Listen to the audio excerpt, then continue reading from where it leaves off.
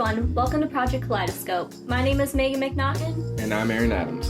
And today we are going to be talking about World Elephant Day and elephant endangerment. So just to start off with some fun facts about elephants, they are the largest land animals. They have two distinct species, the African and the Asian elephant, and the African elephant is typically the larger one. They actually cannot interbreed with each other, which is really interesting because while they are physiologically the same, they are not biologically the same. They also have a larger and denser temporal lobe compared to us humans, which means that basically they have a really long memory. As the phrase goes, elephants never forget.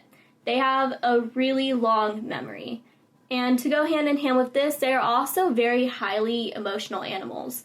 If, per se, an elephant's mate were to die, they can actually spiral down into a very deep depression. They are very outwardly emotional compared to a lot of other animals who you can't really say the same thing about. They are also have the highest gestation period, ranging from about 18 to 22 months. So that means that elephants, when they're pregnant, they are pregnant for much longer than humans, mostly about like a year and a half, but this ranges from different species. And they can also live from a range of 40 to 70 years.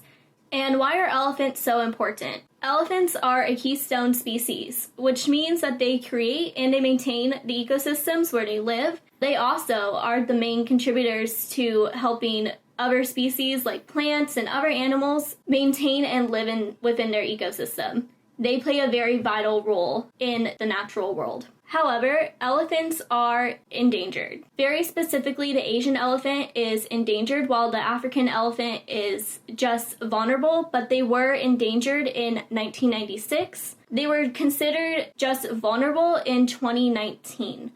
But to kind of put this into perspective, there were about 3 to 5 million African elephants within the last century, so in the 1900s. And then moving forward into the modern day, we only see about 400,000 elephants today in Africa, which is quite astonishing, really, when you think about it. Even to say that doesn't mean that they're endangered, that's a significant drop in numbers. And just because they aren't necessarily endangered, it doesn't mean that they aren't still at high risk for the many different factors that contribute to the endangerment of these animals. So elephants across the world, their numbers just dramatically decrease every single year. About like thousands and thousands of elephants are killed each year either because of their ecosystems are hostile or deforestation, or because of poachers, which is really a vital key factor in what kills many African elephants. It's really horrifying, honestly. So to put this into more perspective, the numbers of the elephants that we have in the world today, again, there are about 400,000 African elephants and about 40,000 Asian elephants remaining. So that is only about 10% of the population of African elephants. And there's many different reasons for why this is, but one of the main reasons is, of course, the ecosystem that they're in and the loss of habitat. So there are a lot of contributing factors to why the elephants are being endangered. The first would be poaching. This is usually for ivory, the meat, and other body parts. Currently, there is an increase in the hunting of elephants for their meat due to this COVID crisis, as it's seen as a food source. Another talking point would be the fewer resources that are available for protection. Right now, we're dealing with an economic crisis here, specifically in America. Other countries are dealing with it in their own ways, but we are unable to fully fund the conservation projects and resources that are protecting our elephants. The most popular known issue, which would be the ivory trade, is illegal. In most places, not all. It seems that the ivory trade has tripled in terms of profit for these underground markets, and a lot of tourism is what fuels the purchasing of this trade. Typically, when these animals are hunted for the ivory, they are shot, not killed, then they are cut at the Achilles heel so they can't run anymore, and usually the trunks are cut off so that they bleed out. If that doesn't horrify you, or if that doesn't make you feel any type of way, I don't know, guys. These are beautiful animals and they're being hurt for virtually no reason, only because their ivory can turn a profit.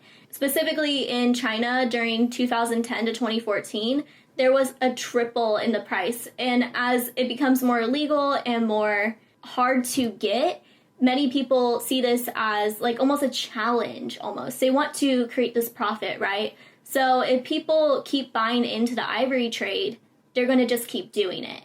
And with less money going into the protection, there's more reasons for poachers to profit off of this. Absolutely, no one's stopping them. So ivory tends to be turned into intricate ornaments and antiques, and this is what is so alluring about it. It is a very pretty material, and unfortunately, it means the life of an elephant. And unfortunately, when people are buying these products, those things aren't taken into consideration. And it's the same cycle that kind of occurs with animal cruelty within our beauty products or our household items. People don't really like to think about what kind of tragedies go behind it. And no, this isn't an ad to become vegan or vegetarian, but just to be more mindful about the products that you buy and how they can hurt animal lives in other ways rather than, just eating meat. One of the other contributing factors to elephant endangerment is the loss of their habitat. So mainly deforestation is the main reason why elephants are losing their land. Elephants need to roam, and when they're roaming, they're able to spread seeds, they're able to balance an ecosystem in their own way, and these kind of things with us infringing on their territory, putting up fences, taking away the forest, just poaching in general, these are the kind of problems that continuously cause endangerment. So overall, this is the decline reason for their land. So because of this affects Asian elephants more than it affects the African elephants. Very specifically in Asian countries, such as Thailand, as more and more cities become built and more of the land becomes infringed on, the elephants are kind of cornered into one specific area of land, and they cannot just move from one plot to another. It's very hard for them. So elephants end up becoming isolated and pretty much just in one place, which isn't the way it's supposed to be. They are supposed to roam because they are such a crucial part of the ecosystem and the ecosystems that they maintain. So this again is just a problem because it perpetuates the loss of this animal as well as perpetuates the loss of an ecosystem, which all in all is very, very terrible. So as I know, this is one of your favorite animals, and I understand that this is an important issue for you. Yeah, of course. Elephants have always been my favorite animal because, one, they're awesome. Two, they're like big cuddly dogs. They're so adorable, right? But they are also so amazing in the way that they are able to feel and the way that they are able to remember. They're just incredible, incredible creatures. So the reason why this is such an important issue to me was because I became familiar with a phenomenon called World Elephant Day, which was founded on August 12th, 2012, and it's a day that's just dedicated to the preservation and the protection of world elephants. So they partner with many different conservation organizations and also many different sanctuaries across the world to help maintain this species because this is, again, very much a big problem. You could say it's the elephant in the room. It is the elephant in the room and no one wants to talk about it.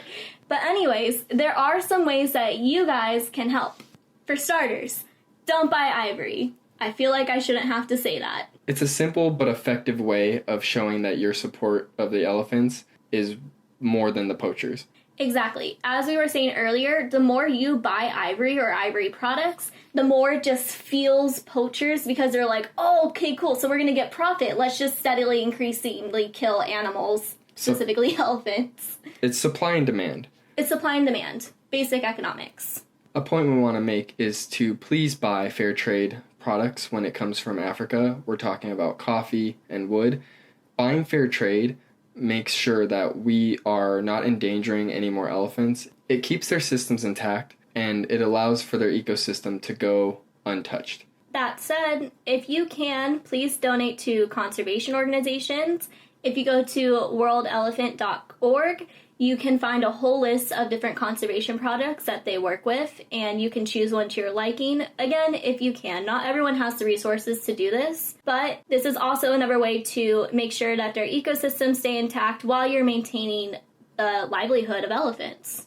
If you can't donate, there's other ways to advocate for these issues. For example, you can advocate for stronger protection policies for the world elephants. And while we do, I believe, have a law in the U.S. that specifically is against poaching, this is still something that you can petition for in other countries. Canada right now is currently trying to outlaw the sale of ivory. So that's a very important thing and a really big movement to sign a petition for. As well, we need to focus on better management of the natural elephant habitats, and as well as improved treatment for the captive elephants, and where it is appropriate, because this is not, of course, everywhere, we can't just do this in the United States of America, but where it is appropriate, we need to have reintroduction of the captive elephants into protected sanctuaries in order to replenish naturally the elephant population. There are so many animals and so many elephants specifically that are held in captivity, specifically Asian elephants. So if we were able to reintroduce them in a way where it's not harmful to the elephant or the ecosystem, and then find a way to replenish them as time goes on, this would be fantastic. But again, it's all going hand in hand.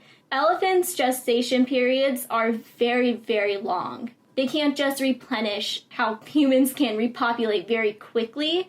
It takes a long time. When there are more poachers a day killing elephants than there are elephants giving birth a day, it's a dramatic decrease. There's no way that you can stop that. So again, while you're advocating for these things, also be sure to advocate and go against poachers and the sale of ivory. On average, about 26 elephants are killed every second, Which is horrible. And last but not least, please do not support places that exploit elephants for entertainment. We're talking about street performers, circuses, Zoos. and anything that exploits an elephant for profit. This can include fairs. I know you guys, it's really cute to want to take a picture riding an elephant, but if you are doing it, please make sure that you're not doing it at a place that is specifically using elephants for exploitation. There are other places in other parts of the world where you can go onto sanctuaries and, hang out with elephants, meet them. But please, please, please do not give your money to people who are merely just using elephants as a toy. They're not toys. They are actual mammals. They have hearts. They have emotions. They feel what you feel. How would you feel if someone put you in a cage for your entire life and just looked at you for fun? It's not cool. Again, please help in this fight. I hope we gave you guys enough comprehensive information, but if we didn't, you can always Google the research on your own, or you can go directly to worldelephantday.org and you can find more information and more petitions to sign, as well as those conservation organizations that we were talking about. To us, this is an issue that needed to be addressed, and while this might be a short podcast again, we really, really, really emphasize the fact that we need to protect these animals and treat them better. I know we can find it in our hearts to just think of the elephants. Thank you for listening to Project Kaleidoscope. Stay tuned for more episodes.